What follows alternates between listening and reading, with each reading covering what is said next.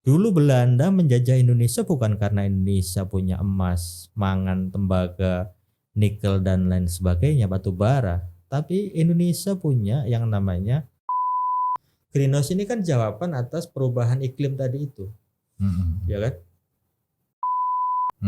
Kan koperasi tidak mungkin dong dihadapkan pada korporasi. Benar. Lah, ini lebih parah lagi, petani dihadapkan pada korporasi.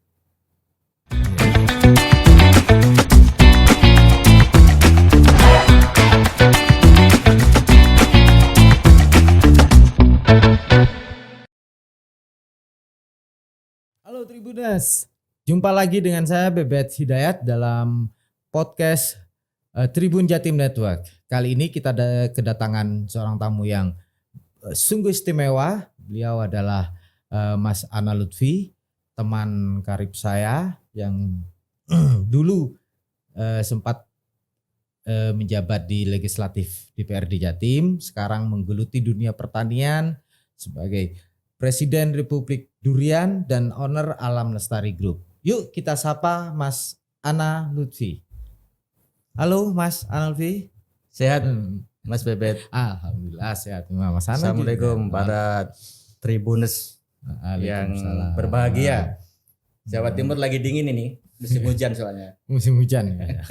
Nah, kalau musim hujan ini untuk durian gimana ini? Disarankan karena menikmati durian, mengkonsumsi durian itu kan bikin badan kita jadi hangat, ya kan? Di saat musim penghujan yang pasti hawanya jadi dingin itu kita butuh penghangat kan. Salah satu penghangat yang sehat adalah durian. Sehat dan halal ya. Halalan thayyibah. Nah, ya karena kalau biasanya kan penghangat tuh kalau di orang-orang luar kan alkohol ya, wine gitu-gitu ya. Itu ini durian. Ini ya. Penghangat yang halal. Halal ya. Mas Ana bisa cerita nggak ini gimana Mas Ana sampai menggeluti dunia pertanian? Sebetulnya ini adalah sejarah panjang ya, karena memang saya lahir di kampung. Kampung itu kan dekat dengan dunia pertanian ya.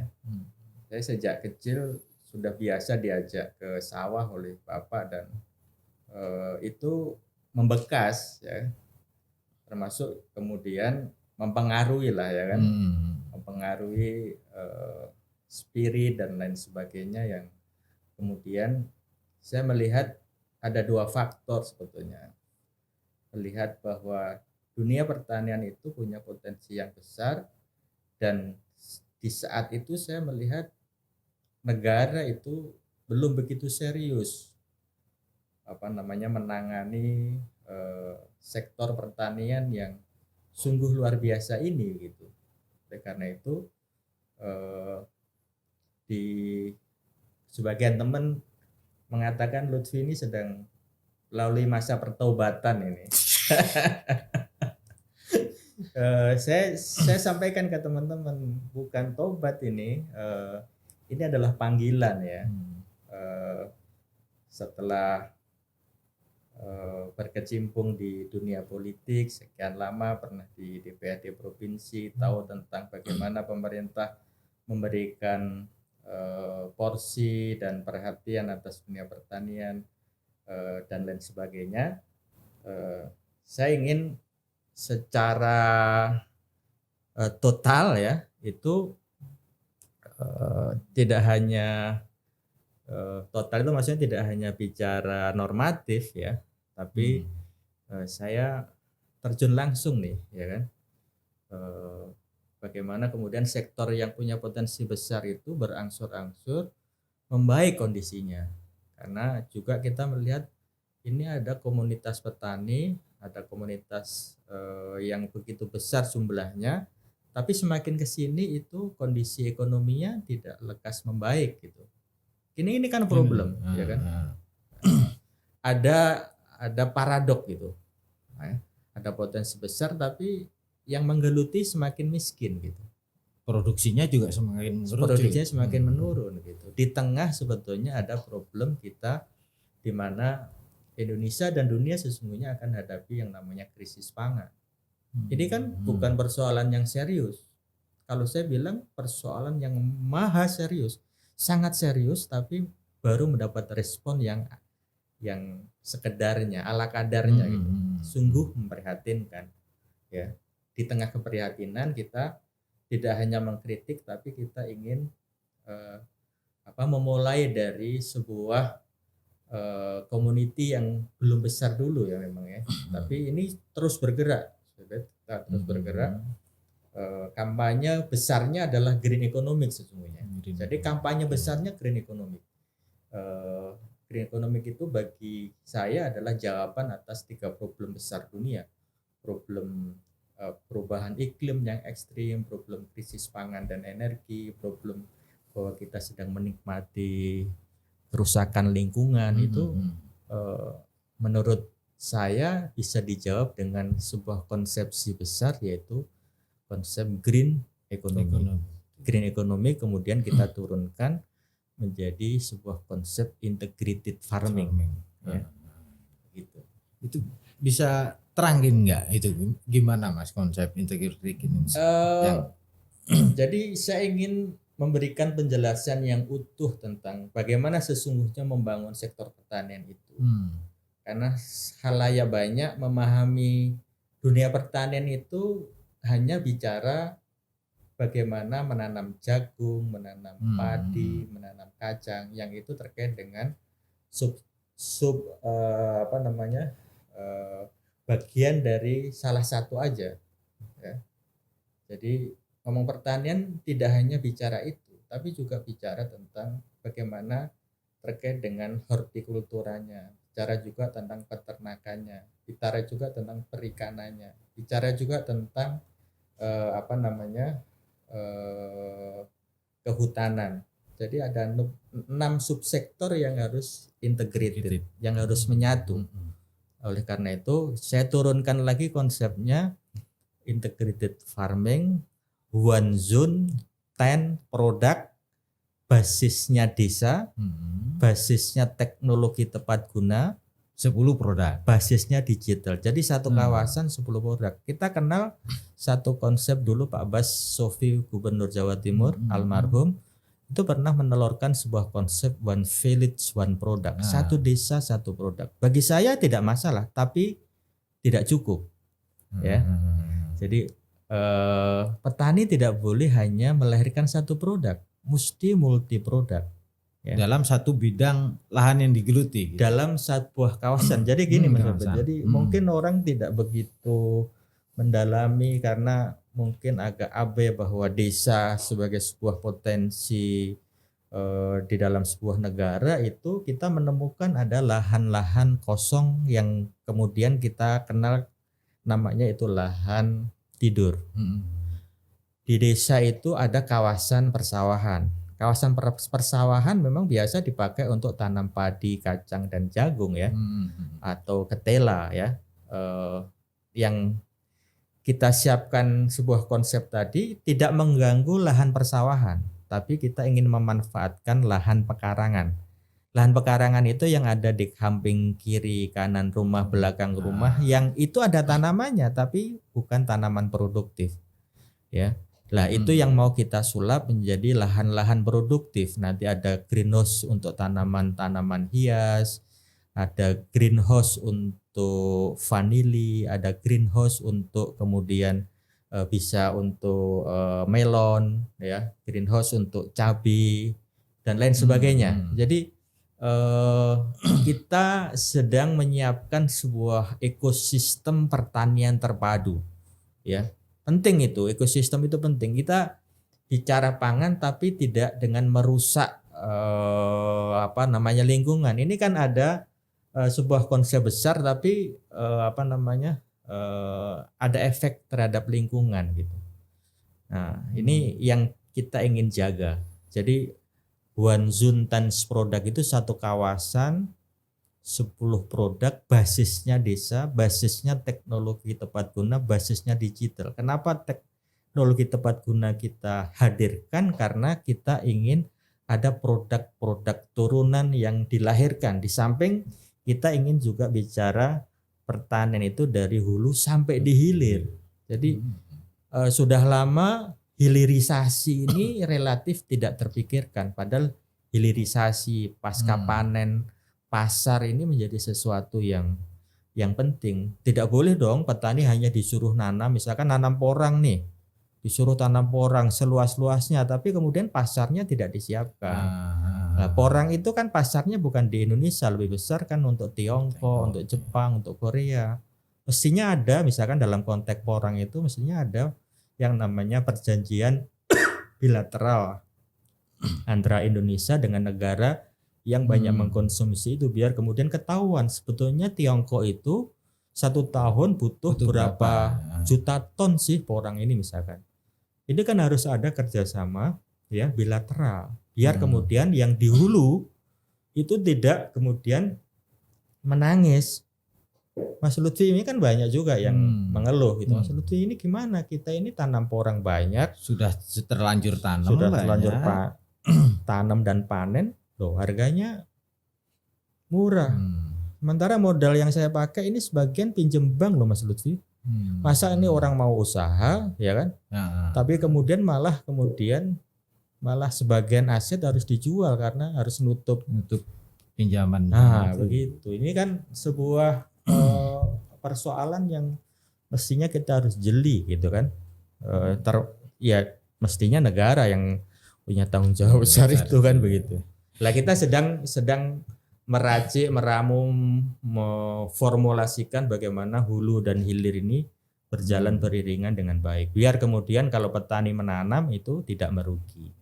Nah, tadi bisa disebutin enggak Mas? 10 program produknya itu apa aja itu? Produknya pertama adalah masih terkait dengan subsektor pangan ya. Nah, kita memilih buah produknya. Yang pertama, buahnya spesifik durian. Oh, memang makanya kenapa durian, kemudian analogi mengikrarkan diri dan ada SK-nya itu presiden itu. Oh, ada SK-nya ya presiden. Kita bikin SK sendiri. Presiden Republik Durian. Iya. Itu ada mahkotanya juga. Ada itu. Jadi nggak perlu ada skenario untuk memperpanjang masa jabatan ya kan.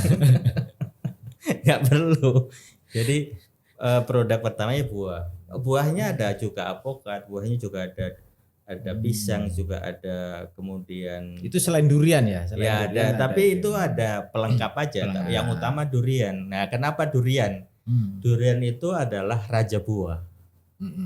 Dan saya menggambarkan sedikit aja tentang durian ya. Durian ini memang kalau konteksnya nasional Indonesia itu masih kalah jauh dengan Thailand dan Malaysia ya. Thailand lebih dulu, dan produk terakhir Thailand yang masih disukai publik itu jenis durian montong ya.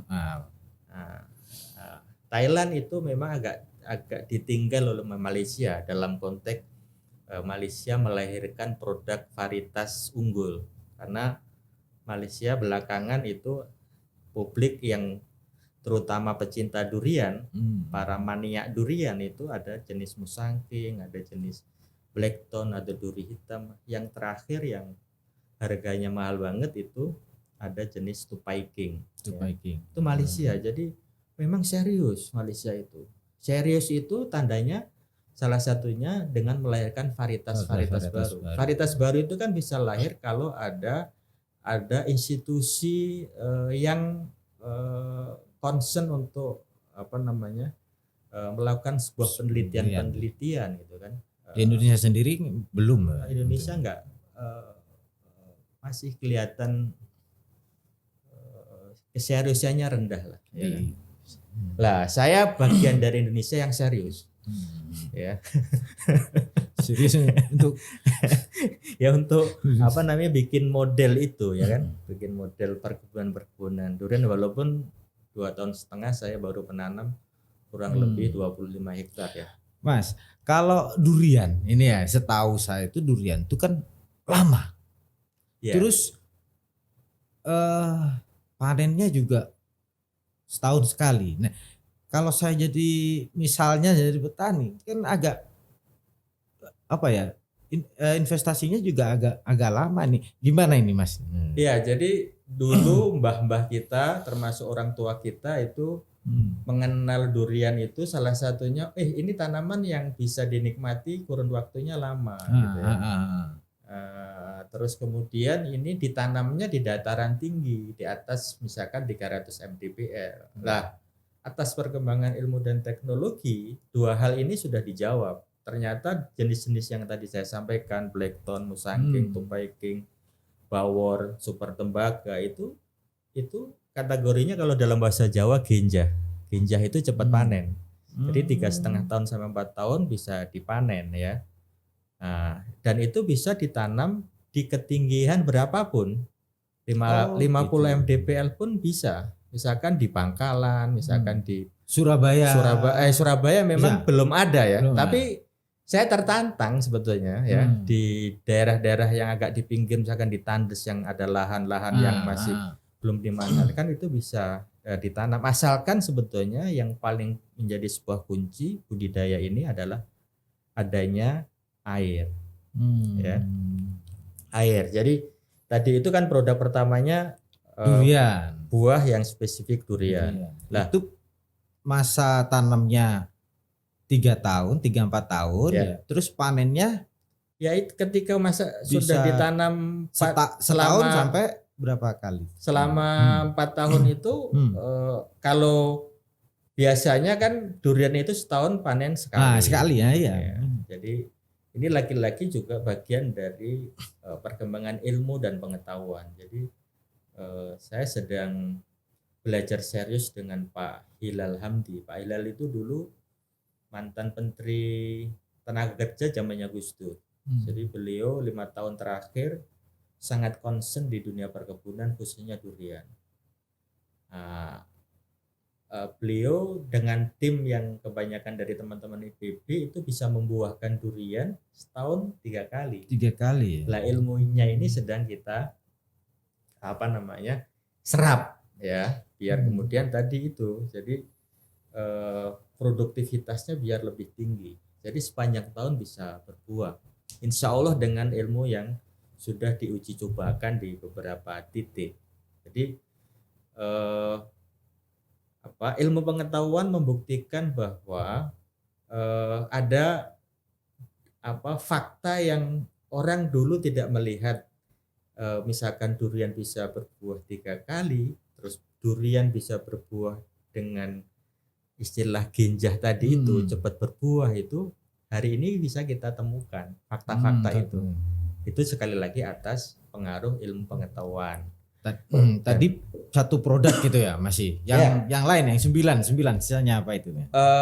Yang kedua ini terkait sekali dengan produk yang pertama. Jadi di kebun-kebun kita itu juga kita siapkan kolam-kolam bioflok. Kolam-kolam ikan, dan itu bisa juga untuk produk udang ya. Yang kemudian air dari kolam itu connecting dengan nyambung ya dengan tanaman-tanaman yang kita tanam. Jadi kebutuhan pupuknya 30-40% sudah bisa di-cover dengan adanya kolam ini. Dari mana kok kolam menghadirkan pupuk, Mas Lutfi pertanyaannya? Karena kolam ikan itu juga menyisakan kotoran ikan yang bercampur dengan sisa pakan. Itu terbukti sisa pakan dengan kotoran ikan itu jadi pupuk. Bisa jadi pupuk juga. Ya, jadi pupuk. Jadi ada efisiensi di situ. Ya. Jadi tanaman-tanaman durian yang kita tanam di beberapa titik yang sudah hampir 2,5 tahun ini itu tumbuh dengan sangat subur, ya. Dan kalau tadi saya bilang 3, 4, 5 tahun berbuah, ini 2 tahun sebagian sudah mulai belajar buah. Ya. Karena disiram dari salah satunya itu karena kan kebutuhan airnya tercukupi, kebutuhan pupuknya tercukupi, dan memang juga harus dirawat dengan baik, dengan kasih sayang, maksudnya, ya kan? Semua harus dengan cinta ya. Nah, itu maksudnya. Pentingnya cinta di situ itu. ya kan? Produk lainnya apa Mas selain Ada ikan, ikan. terus yang ketiga yang ketiga adalah ada produk tanaman hias. Ya. Tanaman hias memang ini arah orientasi pasarnya nanti kita akan lebih banyak menjelajah di pasar global. Makanya tadi konsepsinya ada digital di situ, ada teknologi tepat guna di situ. Jadi produk yang kita lahirkan itu adalah produk-produk premium, ya. Produk-produk yang kualitasnya baik. Tanaman hias itu tidak banyak orang membaca yang ternyata itu market share dunia per tahunnya nilainya lebih besar dari APBN kita. Yang menikmati atas pasar terbesar itu adalah Belanda 40%. Indonesia yang negara tropis itu baru menikmati 0,08%. Kecil ya? Masih kecil sekali. Itu tandanya kita tidak bisa membaca bahwa ini adalah potensi. Ya. Nah itu potensi yang luar biasa. Lah di produk ini nanti kita akan agak spesifik mau mengajak kelompok perempuan. Nah, ini memang tidak harus berpanas-panas ria. Nanti kan ada greenhouse-nya ya kan? Ya. Tidak harus berkotor-kotor ria, ya kan? Tidak harus berpanas-panas ria. Kerjanya ringan, tapi mendapatkan nilai ekonomi yang cukup tinggi gitu. Jadi para milenial menurut saya perlu banyak kita dorong, kita ajak. Salah satunya menekuni usaha di produk yang ketiga ini. Nah itu waktunya tidak panjang, bisa berputar 3 bulanan ya kan. Kalau durian kan memang tadi jangka panjang lah ya. Agak panjang ya. Ini ada produk yang bisa dipanen yang berputar bulanan ya. Termasuk ikan tadi berputarnya kalau produknya lele 3 bulan. Ya. Lah kebetulan kita banyak budidaya itu di Blitar, ya salah satu ikannya ikan koi. Kalau ikan koi itu bisa harian Mas.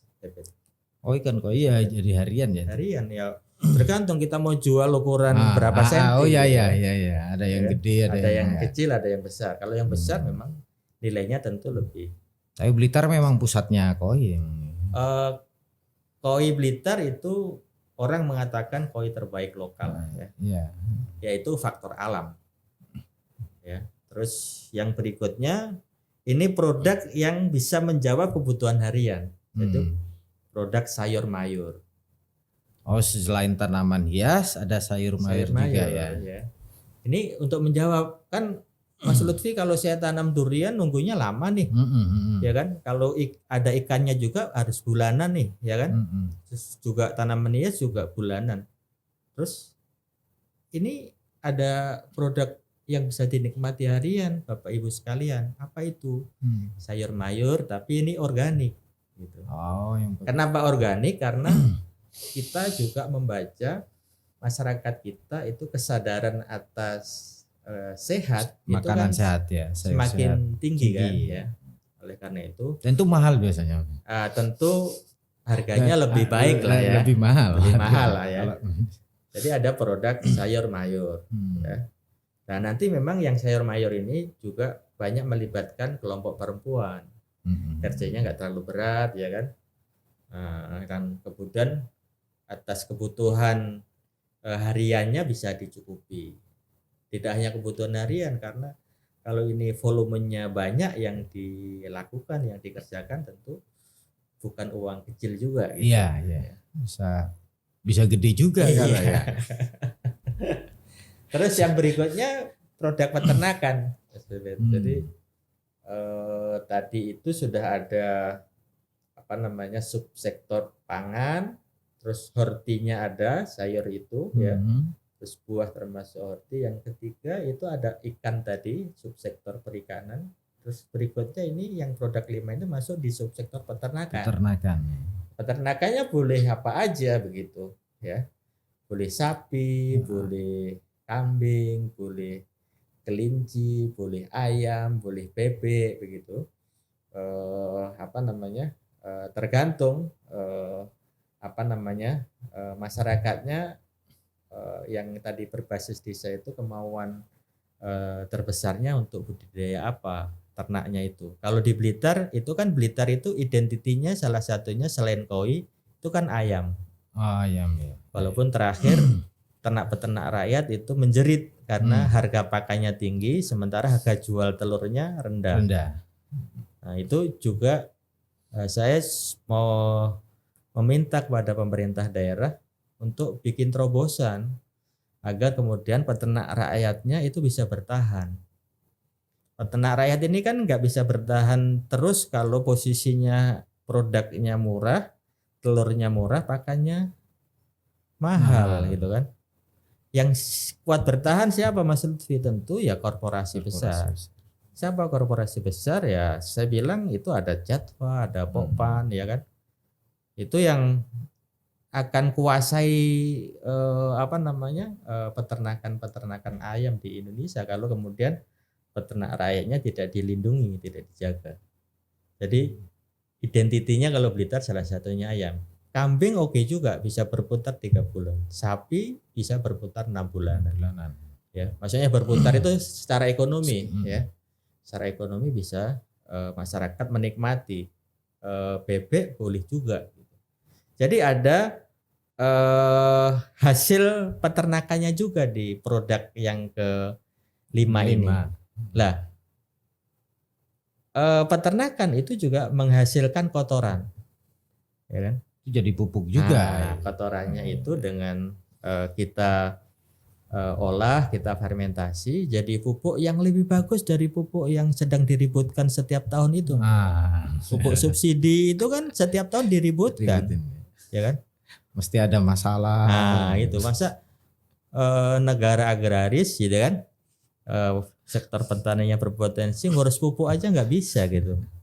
Nah, kita dorong komunitas-komunitas yang berbasis desa tadi itu juga bisa membuat pupuk secara mandiri, kualitasnya lebih bagus, bahan bakunya di setiap desa ada gitu kan, dan kemudian tidak tergantung pada pabrikan.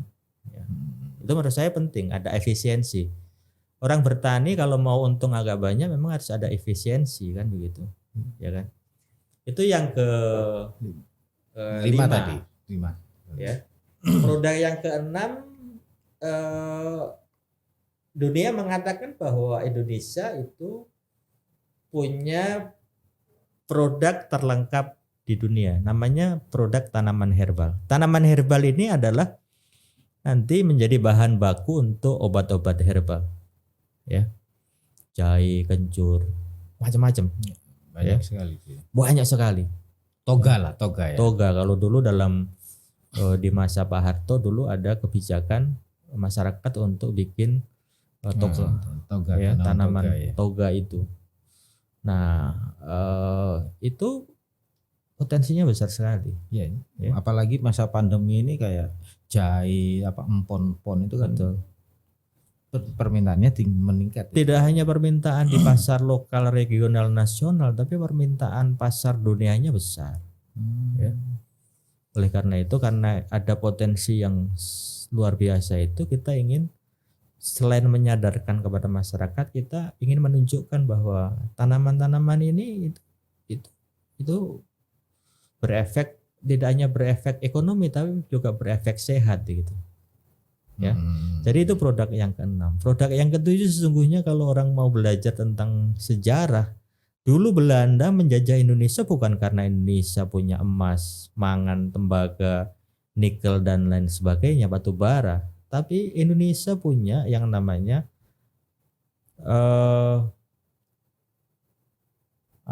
tanaman emas hitam. Lada. Ada lada, ada pala, ada kapulaga, ya, ada cengkeh gitu. Itu besar sekali, ya, besar sekali itu. Sekarang masih ada yang nanam, tapi yang menanam itu adalah swasta, ya. Corporate lah. Ya, corporate. Karena yang masyarakat sudah dihabisin oleh dulu itu yang dulu ada BPPC, BPPC itu kaitannya dengan cengkeh gitu ya. Misalkan di Jawa Timur ya, Mas Ebet. Dari Jawa Timur itu kalau kita udah coba tanam pala juga ya, kapulaga itu bisa ditanam di hampir wilayah yang ada di Jawa Timur. Ya. Yang paling cocok apa tuh untuk Jawa Timur tuh? Vanili misalkan, Vanili. yang kategori tanaman emas hijau itu bisa ditanam di seluruh wilayah Jawa Timur. Kalau vanili itu kita memang sedang bikin model perkebunan yang ada di greenhouse. Kenapa greenhouse? Karena sesungguhnya pertanian kita ke depan itu mesti ya greenhouse. Greenhouse ini kan jawaban atas perubahan iklim tadi itu, ya kan? Termasuk tanam cabai, tanam melon, ya kan? Itu greenhouse, ya, sayur-sayuran dan sebagainya tadi itu. Itu adalah tuntutan karena tadi itu kita sedang menikmati dan menghadapi yang namanya perubahan iklim yang ekstrim itu. Jadi produk yang ketujuh itu adalah produk identity Indonesia. Karena identitas. Kan normalnya logika sederhananya itu kan mesti harus dijaga, harus dilestarikan. Kalau saya jadi presiden, tentu itu untuk dikembangkan karena identitas gitu. Ya. Karena sama dengan misalkan kita ini tergantung sama gandum gitu ya. Ya. Itu gandum itu nggak bisa ditanam di Indonesia gitu loh. Benar. Ya kan?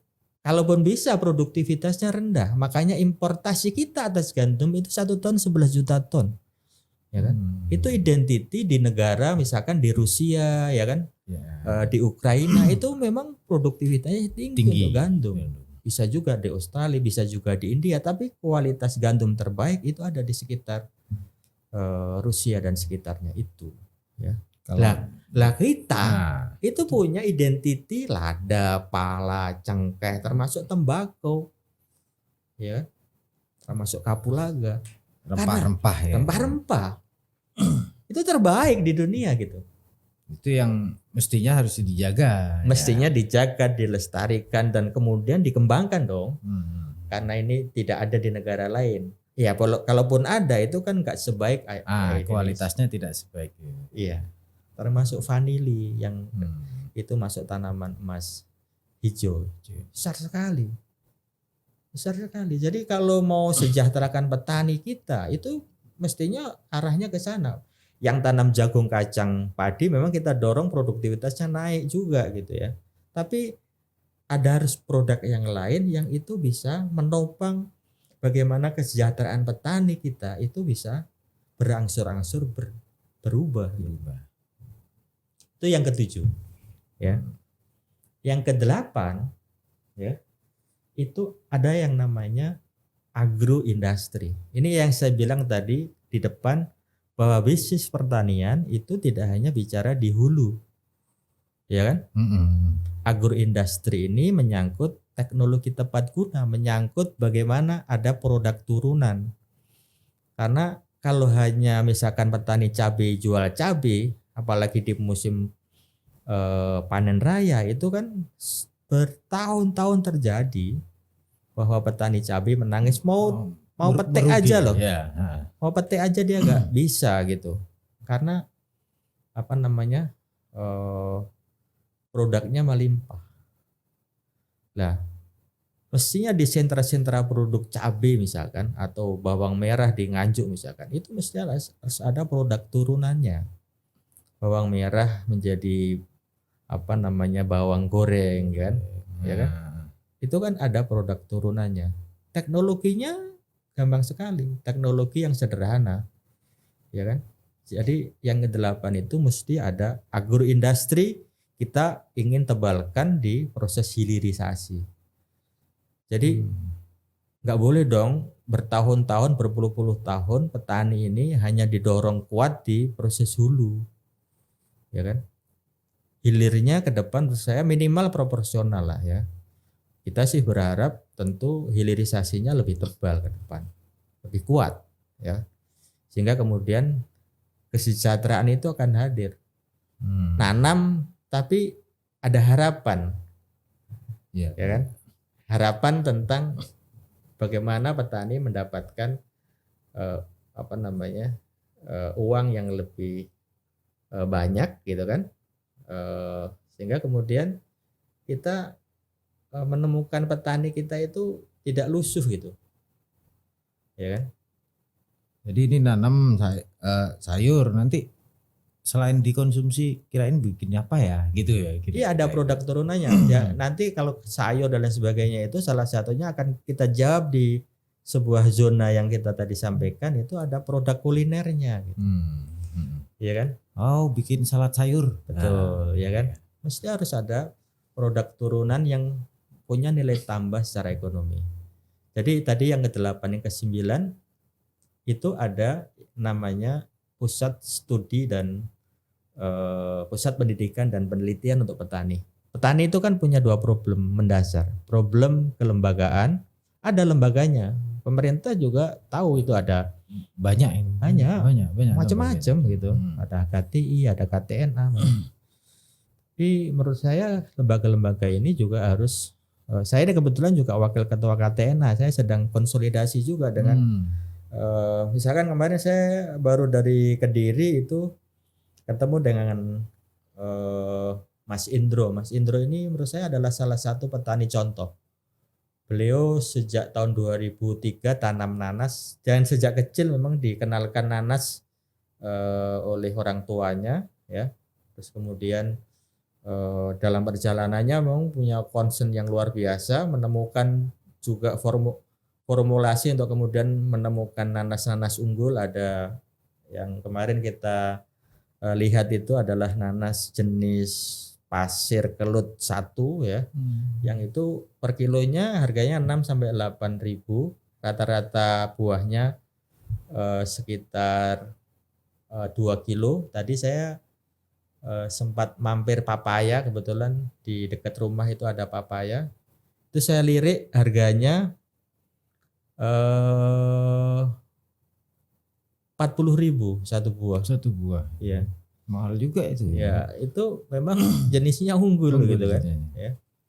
Nah, itu punya koperasi yang tadi itu. Jadi menanam juga menyiapkan kelembagaan. Kelembagaannya menurut saya salah satunya koperasi. Koperasi memang itu syarat dasar. Ya. Kan koperasi tidak mungkin dong dihadapkan pada korporasi. Benar. Lah, ini lebih parah lagi, petani dihadapkan pada korporasi. Iya, langsung berhadapan ya. Berhadapan, kan nggak masuk akal. Ini wong namanya kelembagaan, yang namanya koperasi aja nggak bisa berhadapan sama korporasi, apalagi hanya pribadi individu gitu. Makanya kebutuhan kita menyiapkan kelembagaan petani itu penting. Kita sedang diskusikan juga nanti koperasi itu bisa bikin korporasi. Nah, seperti itu. Jadi ini pekerjaan serius ini, dan memang bisa panjang. Tapi kita punya mimpi untuk ada percepatan gitu. Percepatan itu bisa hadir kalau kemudian para pihak juga hadir di sini. Para pihak itu tentu ya ada legislatif di situ, terus kemudian ada eksekutif di situ, ya kan, terus para pengusaha di situ, itu kan, yang memang harus kolaborasi. Ini kan waktunya kita kolaborasi, ya kan?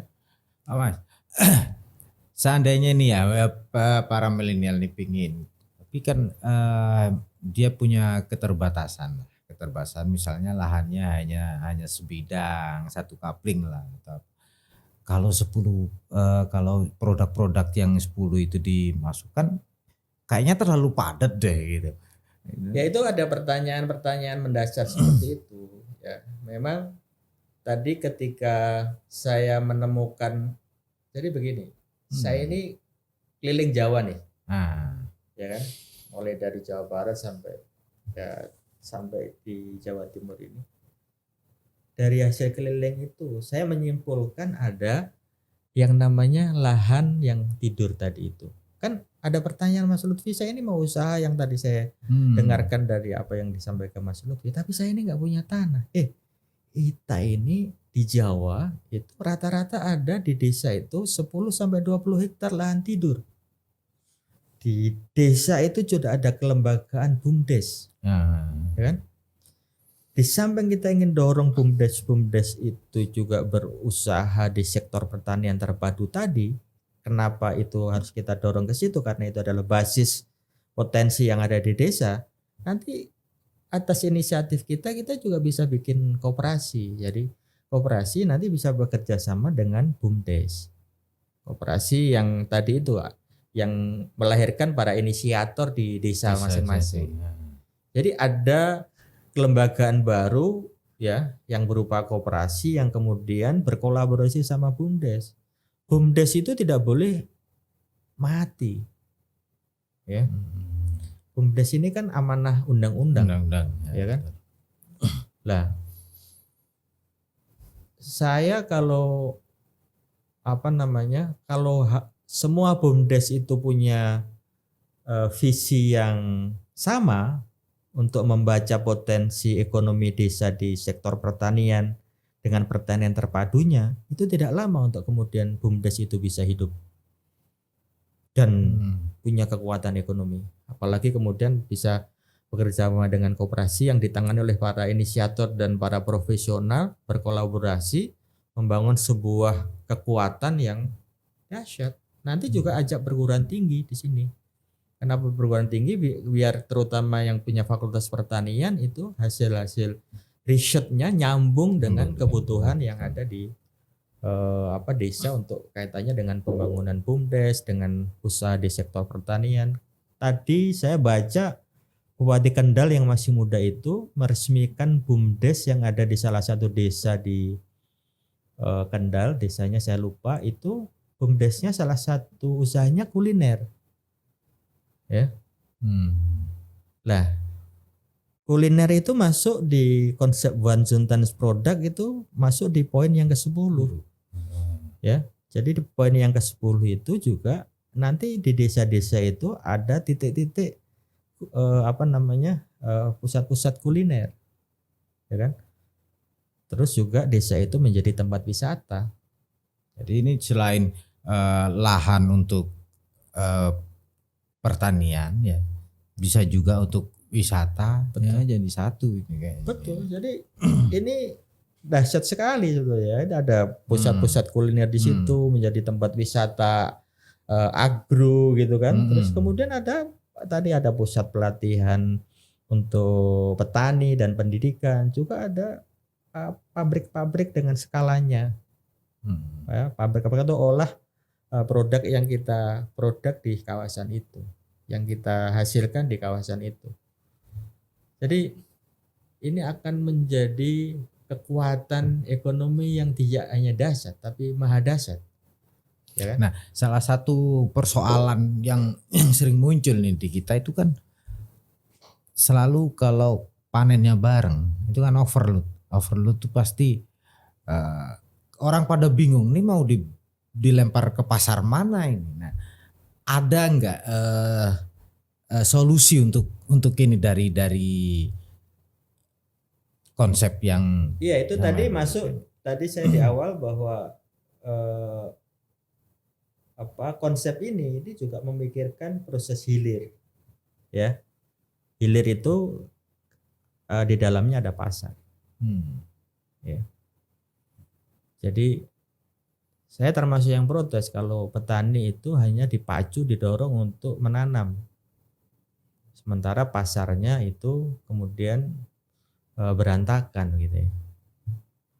Oleh karena itu kenapa kemudian konsep ini ada yang namanya tadi penguatannya di basisnya teknologi tepat guna dan digital.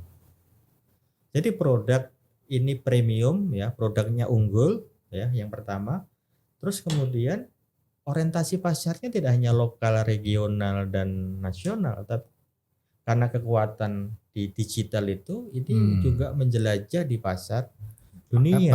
Perlu digitalisasi, perlu itu digitalisasi ya. Begitu ya kan. Tapi catatannya juga harus premium nih produknya kan gitu. Ya kan.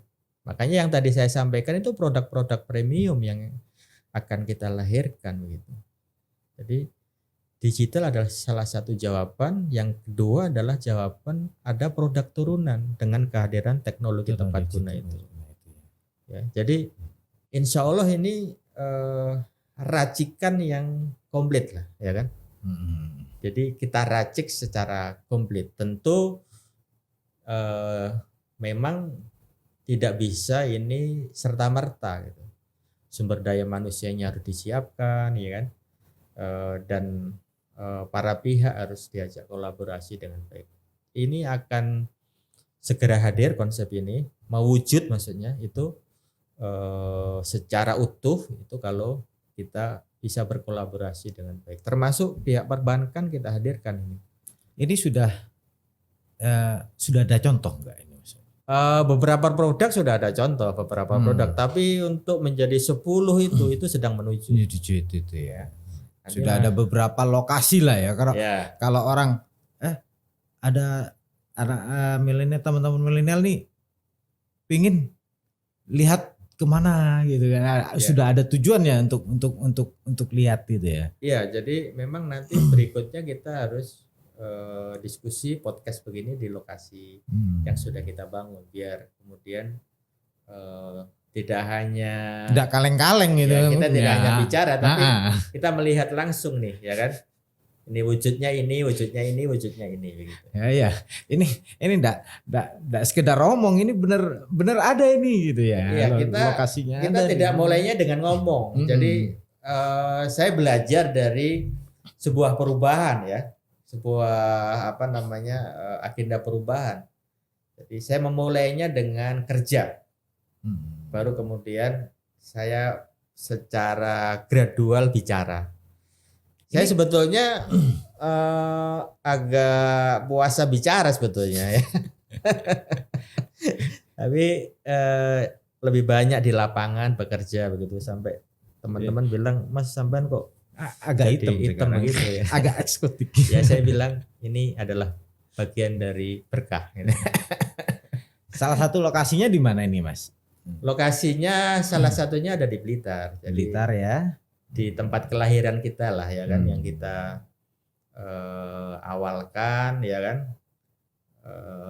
Memang saya memulainya basisnya di bawahnya desa Dukuh. Ya. Jadi kebetulan Dukuh saya itu luasnya ada 90 hektar. Yang 45 hektar berupa sawah, yang 45 hektar itu berupa lahan rumah warga. Jadi yang lahan rumah warga yang kanan kiri depan belakang itu yang agak sedang kita siapkan menjadi sebuah ekosistem pertanian terpadu ya kan. Dari situ nanti akan kita replikasi ya di titik-titik dan di banyak tempat ya kan. Saya juga mengajak banyak pihak ini ya kan. Tapi memang pemerintah belum ada di situ ya kan. Tapi saya ajak juga gitu kan. Nanti mudah-mudahan secara bertahap pemerintah segera ikut menjadi bagian, menjadi irisan dari agenda besar ini. Ini agenda besar loh ya. Agenda besar ini. Kalau lihat 10 produknya tadi juga agak panjang juga ini kayaknya. Nafasnya juga. Ya betul, ini harus bernafas panjang ini. Mas, ngomong-ngomong soal durian ini kan sebagai Presiden Republik Durian ini ya. Sebenarnya kan durian kita itu kan banyak sekali nih ya. Apalagi di Sumatera. Betul. Dan kenapa kita itu malah kalah dengan mereka luar negeri. Jadi kita ini betul itu, kita punya varietas durian lokal itu bisa ribuan. Nah, iya. Di Jawa Timur misalkan ketika Mas Ipin, Gus Ipin, Bupati Trenggalek kemarin ketika Pak Presiden meresmikan salah satu bendungan yang dibangun di Trenggalek itu kan sempat menyuguhkan durian yang namanya durian lokal unggul di Trenggalek. Namanya durian Repto. Kenapa dinamakan Dona Repto? Karena ya dulu yang menemukan varietas itu namanya Mbah Repto. Mbah Repto ya. Ya. Nama orangnya. Nama orangnya. Enak ini. Enak Repto ini. Lah, memang kalau para pihak mengetahui bahwa itu durian itu enak, terus kemudian ada kesadaran untuk membranding durian lokal yang enak itu dikenalkan pada publik secara meluas, itu apa namanya, akan jadi sesuatu yang luar biasa lah. Kesadaran kita itu baru di tahap apa ya, saya katakan belum sepenuhnya gitu. Ini ada produk unggul tapi nggak di branding, ya benar. Di branding juga tidak. Terus kemudian mestinya kalau ini unggul, mestinya kan dibudidayakan dalam luasan yang semakin luas, ya kan? Misalkan juga di Blitar itu ada produk yang namanya tahun 2017 kemarin itu menjadi juara nasional, namanya Blitar Unggul.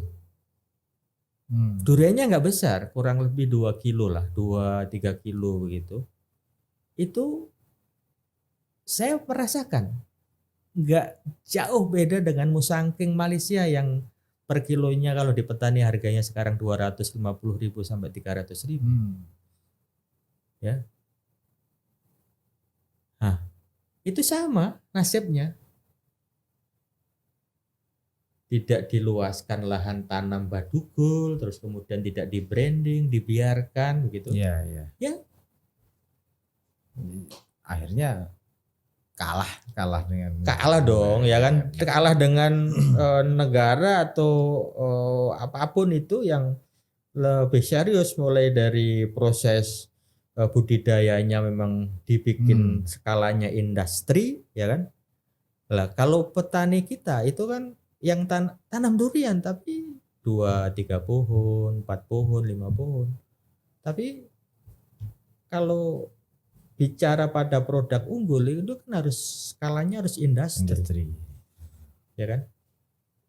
Terus kemudian brandingnya malah buruk. Kemarin beli durian di Pandaan tuh yang sempat viral tuh ya begitu. Jadi apa ya, memang itu tadi ada problem sumber daya manusia, problem kesadaran bersamanya belum terbangun secara baik.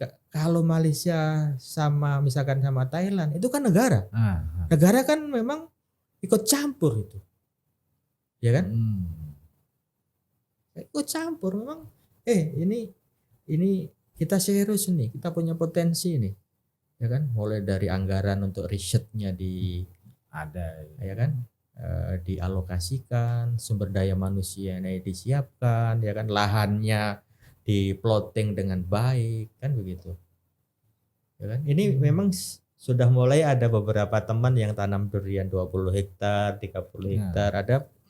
Ada teman di Bogor itu ada yang sudah menyiapkan lahan 90 hektar, tapi itu kalau dihitung ya 1% lah, ya.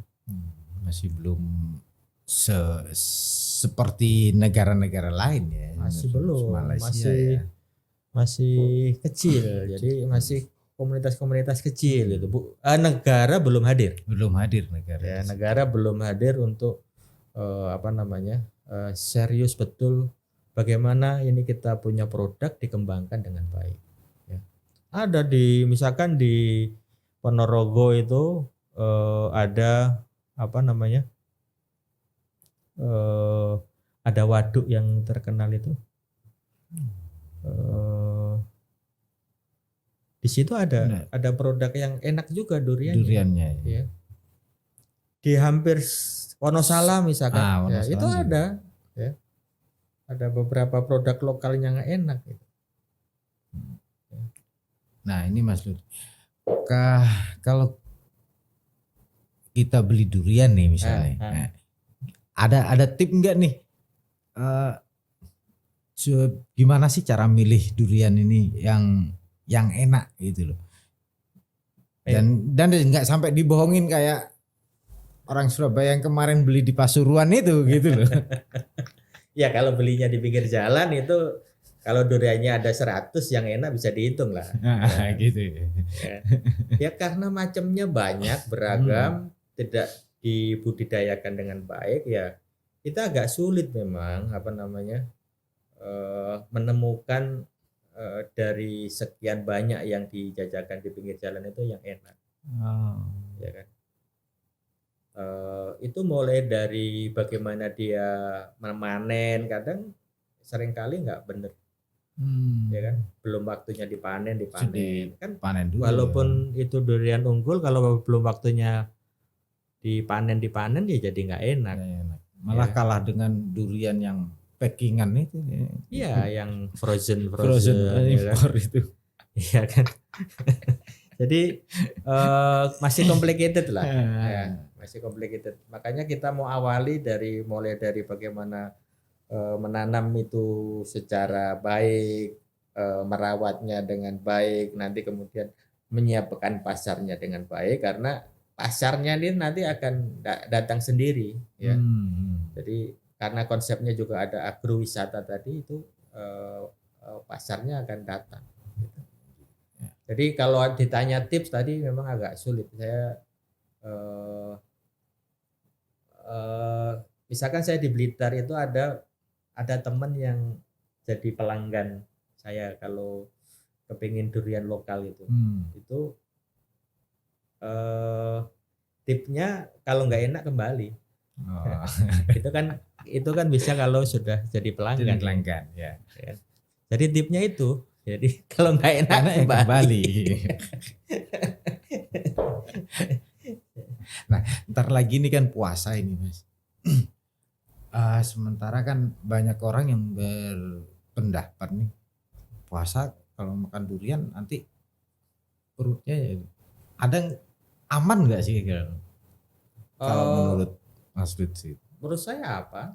Ya, justru beberapa ahli di kedokteran itu menyarankan ya di buka puasa itu, maksudnya durian tidak boleh langsung dikonsumsi ketika buka ya. Setelah makan ya, setelah makan. Jadi ini adalah buah yang aman untuk dikonsumsi. Ya. Justru itu bisa menambah stamina, ya kan? Termasuk yang direkomendasikan. Kan orang, sebagian mengatakan yang darahnya tinggi nggak boleh konsumsi durian. Nah, itu kredo atau keyakinan yang perlu diluruskan, ya kan? Jadi tidak ada bukan yang jadi pantangan lah, ya kan? Cuma asalkan dikonsumsi yang proporsional. Jangan banyak-banyak lah ya. Kalau sekali duduk 10 buah ya pusing. Jadi ini adalah buah yang direkomendasi untuk dikonsumsi di bulan Ramadan lah ya. Habis sholat tarawih juga oke lah. Iya, kalau sebelum sholat tarawih nanti pas tarawih sebelahnya nggak kusut nanti. Oke, teman-teman Tribuners, demikian ngobrol kita dengan Mas Ana Lutfi. Ini nanti teman-teman kalau ada pertanyaan persoalan pertanian seperti yang disampaikan Mas Ana Lutfi, nanti bisa menghubungi kami. Insya Allah akan kita bahas di pertemuan berikutnya. Demikian teman-teman, atau Mas Lutfi mau dulu. Terutama bagi sahabat-sahabat Tribuners yang saya hormati, saya banggakan, marilah kita menanam. Ya, salah satu yang utama memang tadi sudah saya sampaikan apa aja yang kita tanam. Menanam tidak hanya bermakna secara ekologis ya, tapi menanam juga punya makna ekonomis. Memang terutama bagi adik-adik generasi baru, para kaum milenial itu mesti memulai untuk bagaimana tidak hanya peduli terhadap lingkungan kita. Saya ingatkan ini Mas Wed, bahwa semakin hari semakin kesini negeri ini semakin panen bencana banjir, bencana longsor dan sebagainya. Itu buah dari perjalanan panjang, bahwa tadi investasi pembangunan itu abai terhadap persoalan lingkungan. Itu menurut saya harus kita jawab bersama-sama gitu. Jadi menanam itu memang sebuah kegiatan yang bisa bermakna sangat besar, berefek sangat luar biasa, dan secara ekonomi juga mendatangkan manfaat ekonomi yang tidak kecil gitu ya. Saya tadi salah satunya mencontohkan yang tanaman hias itu, ada adik kita di Blitar, lulusan Universitas Gadjah Mada, jurusannya hubungan internasional. Nggak ada kaitannya dengan Pertanian gitu. Itu baru menekuni satu produk tanaman hias itu 1 tahun kemarin untungnya sudah bermiliar-miliar gitu. Itu kan bagian dari contoh bahwa sektor ini itu kalau ditekuni dahsyat gitu ya. Jadi marilah para Tribuners, kaum milenial, anak-anak muda kita, jangan segan-segan. Saya bisa 24 jam ini berkomunikasi dengan terutama anak-anak muda yang mau menekuni dunia pertanian secara integratif tadi itu. Bagaimana memulai, bagaimana kemudian meracik secara utuh, itu kita terbuka ya. Tidak ada yang kita tutup-tutupi, untuk kemudian kita bisa berkolaborasi, maju bersama, dan bangkit bersama untuk petani makmur Indonesia Jaya, bukan petani jaya Indonesia makmur. Ini kan ada pemimpin di negeri ini yang bikin spanduk-spanduk dipasang di banyak daerah, bunyinya petani jaya negara makmur. Kebalik ini, ya kan? Yang dimakmurkan dulu petaninya baru Indonesia Jaya.